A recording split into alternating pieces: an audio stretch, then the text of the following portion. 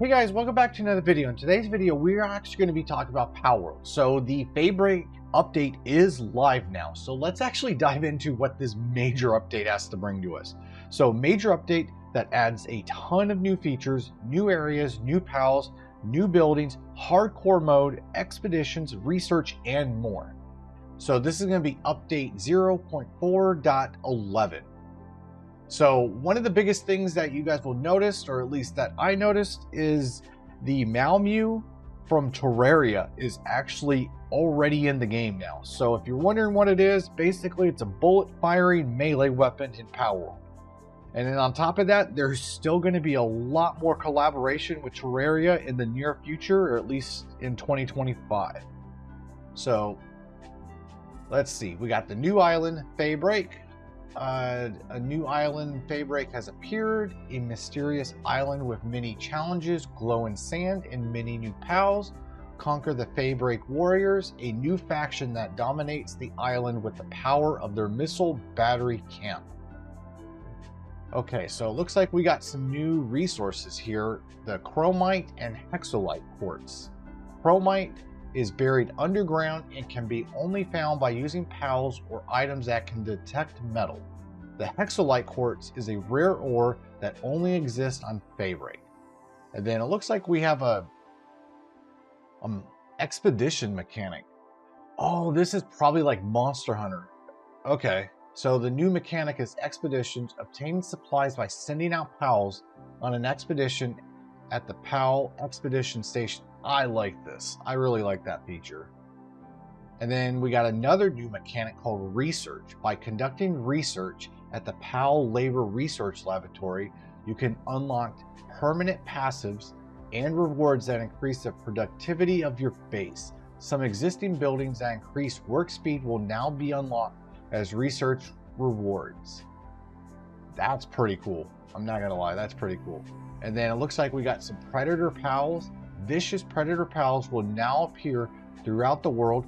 These pals are extremely difficult to defeat, but those strong enough to take them down will earn rare resources in return for their bravery.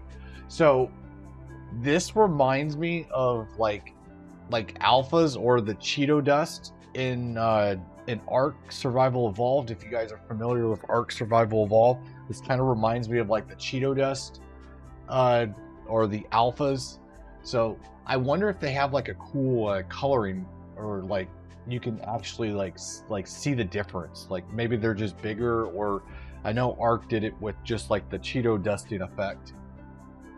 And then it looks like we got a new bounty NPCs. Dangerous criminals have appeared all over the Palagos Islands. Bring those crooks to justice and cash in for the country for rewards. Wow, I'm struggling here for words here, but it looks like we have another way, or at least another feature that we can basically, you know, add on top of what Palworld already has to offer. Is now we got a bounty system. So basically we're looking for criminals and we're trying to get some more money. So another way to earn money. I wonder how easy this is actually to make money on this particular feature here. And then we got new stronghold and stronghold bosses. The attack chopper, a large and very difficult platform oil rig, has appeared. Great riches, important supplies, and more are stored here. A powerful attack chopper guards this rig from intruders. A smaller oil rig, the barge of oil rig, has been added for beginners. This is a really important one here for a lot of players. Player cap is now raised to 60. New technology and more await. And then we got a new raid, the Xenolord. Defeat the dark mechanical dragon that controls the Xeno army. Oh, gotcha. That's the guy at the very end of the trailer. That's pretty cool. And then we got spear modules. You can now attach modules to your spears to significantly change their trajectory, such as curving it, which in turn increases the capture rate. Jeez, they're adding Pokemon Go features. That's pretty cool. I'm not gonna lie. I mean, Pokemon Go is kind of dead, but still, I like how they're kind of taking a little bit of that from there. That's pretty cool. Looks like we got some new items here. Metal detector, which it finds chromite. And then we got pouches, increases your inventory. That was definitely needed right there, increasing your inventory size. And then we got double jump boots. Okay, basically time to double jump. That's pretty cool. It's kind of like Mario a little bit there. And then we got air dash boots, allows players to dash while in the air. And then we got revival potions, bring your pals back to life. That's been needed for a while, to be honest. New cooking recipes have been added.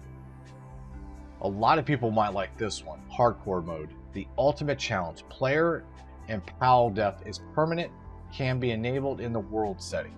So if you're a server admin or you're running your own server, you can basically enable hardcore mode, which I think it's been like secretly you've been able to do this on the backside. Just it's been super buggy, but now it's actually an official update, which is pretty cool. Honestly, I kind of like this because, like, honestly, if your pal dies, like, especially if it was real, IRL here, you die, but this is definitely a really cool challenge if you guys are into the hardcore mode here. And then we got random pal mode. Turn on random pal mode in world settings to randomize pal spawns, randomized by region, randomize pal spawns while maintaining a certain regional range, completely random. All pal spawns in all regions will be completely randomized. It could be a bit chaotic. Honestly, man, this is so in-depth. I'm not gonna lie. They got 3 separate randomizers here, so especially for people that stream the game or make content, you can now do a randomizer. That's pretty cool.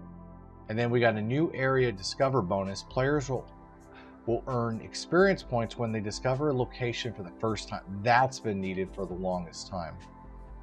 Okay, I'm not gonna kill you guys here, but it looks like we got a bunch of new weapons, like SMGs, assault rifles, to katanas.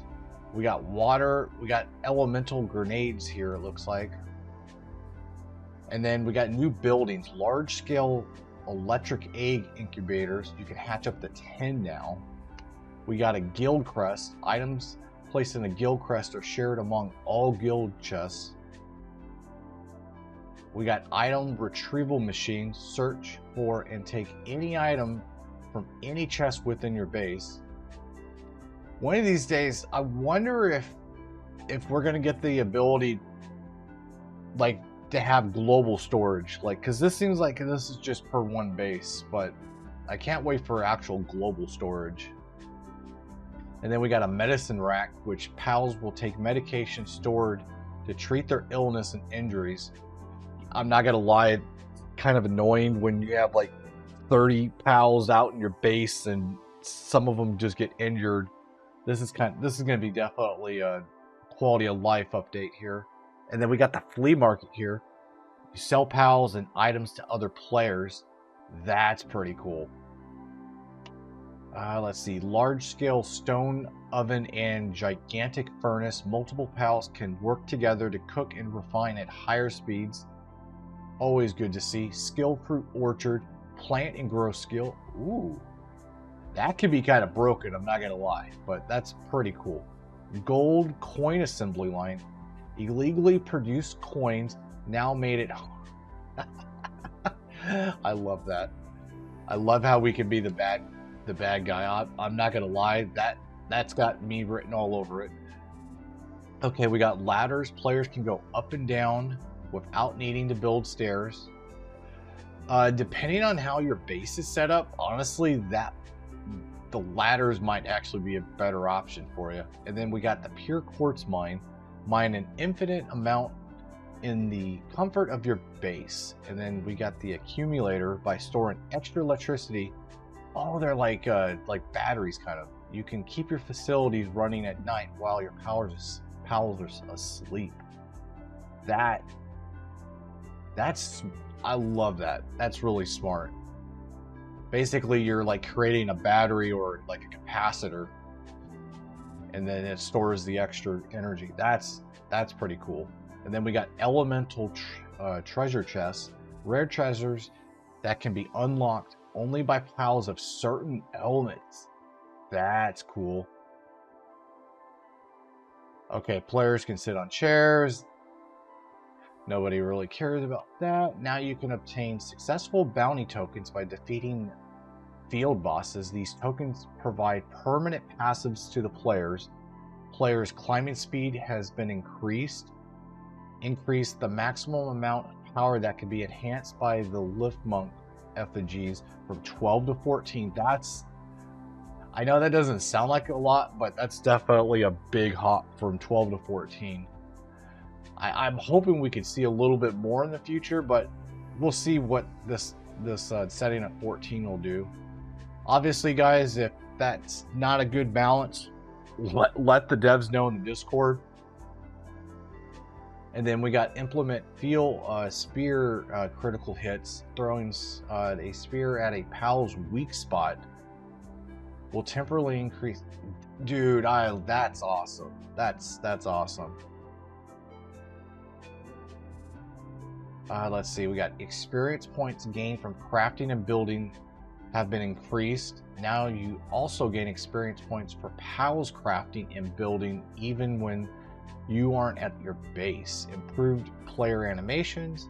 Players are now be invincible for a few seconds after teleporting or entering or exiting dungeons.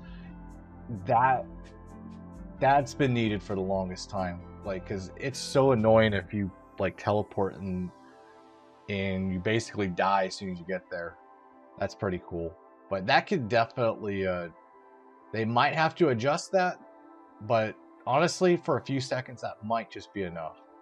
Okay, we got when mounted, pals now cancel any active skills that are in effect, allowing it to move immediately.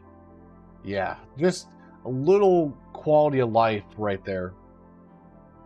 And then we got base related, a function to replace foundation structures and defensive walls without destroying them has been implemented.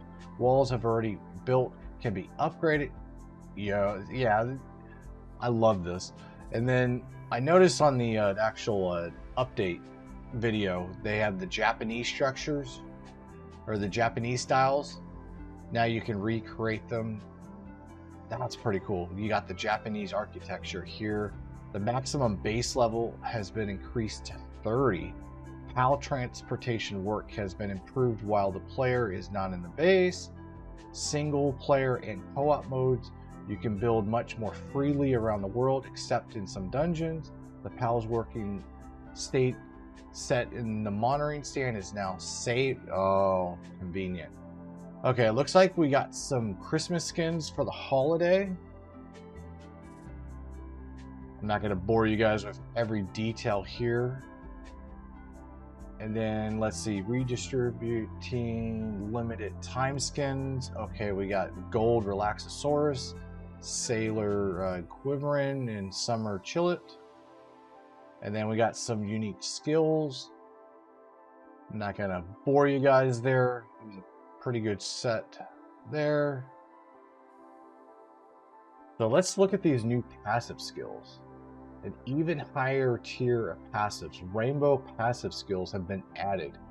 Breed the ultimate PAL. Swift has been promoted to a rainbow passive skill, and the chance of obtaining it has decreased. Work suitability enhancement books. By using various technique books, you can permanently increase PAL's work suitability. The limit on strengthening PALs with souls have been lifted. It's now possible to further develop your PALs. If a summoned PAL has 3 moves that are on cooldown, it will use the most basic move of its element.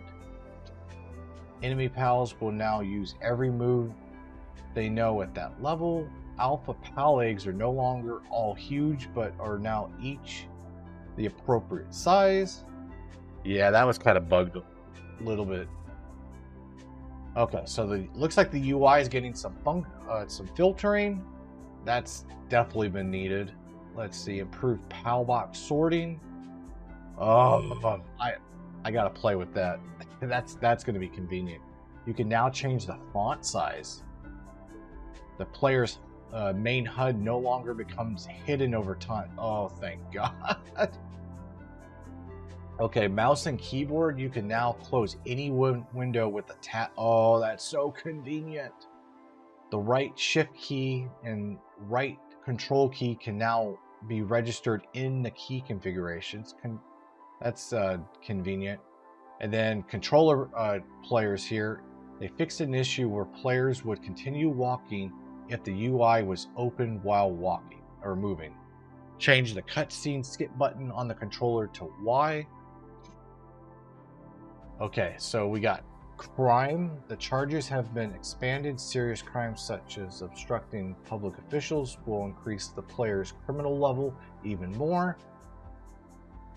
Okay, so server admins or server owners, we got dedicated servers. You can now set the maximum number of buildings per base.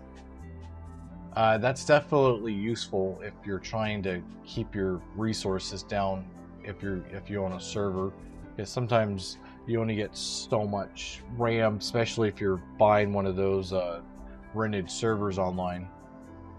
Let's see, this allows server administrators to make adjustments to stabilize the server and performance. And then we got balance adjustment. The weight multiplier for all items can be changed in the world settings. Technology unlock levels have been adjusted. The selling price of some pals have been adjusted. Merchant stocking prices have been adjusted. The crafting recipes for some ammunition have been adjusted. Boss enemies are now immune to stuns and will now become 100% staggered when their stun accumulation value reaches 100. Some technologies can now be unlocked by defeating Towerbot. That's convenient. I know that doesn't sound much, but that's pretty cool. And then adjusted the work's suitability of some pals. Okay, so this Blazemont Ryu is getting a kindling of 4 now. Saline Handiwork is 4. Naklum is getting 4 mining, and then Psycholinks is getting Transportate. That's convenient. And then Legendary Pals are now level 60, and they can learn more powerful skills. The recovery amount of Felbat and Lovander partner skills have been increased from 6% to 10%. I'm not going to read all these bug fixes, but the big one was improved base pal so they don't get stuck often. Yeah, that's definitely a big one there. And then let's see, is there anything big here? New NPCs have been added. Added free pal alliance adjudicator to the free pal alliance. He will now appear at their camps. Looks like they added some soundtracks. And thank you for your continued support. So that looks like the actual update. That was definitely a mouthful there. But if you guys want me to basically go a little bit more into this, let me know down below. But this was kind of, I know this is kind of a long video, but there is this much information on this update. There's so much stuff to go through, but I tried to go through as quickly as possible. But yeah, let me know down below what part of this update excites you the most, because honestly I really want to get the Mau Mew sword. That looks so hilarious, having the mewing rainbow looking sword from Terraria. That looked pretty cool. But yeah, let me know down below what you guys find the most interesting of this update. But other than that, I will see you guys in the next one. Take care.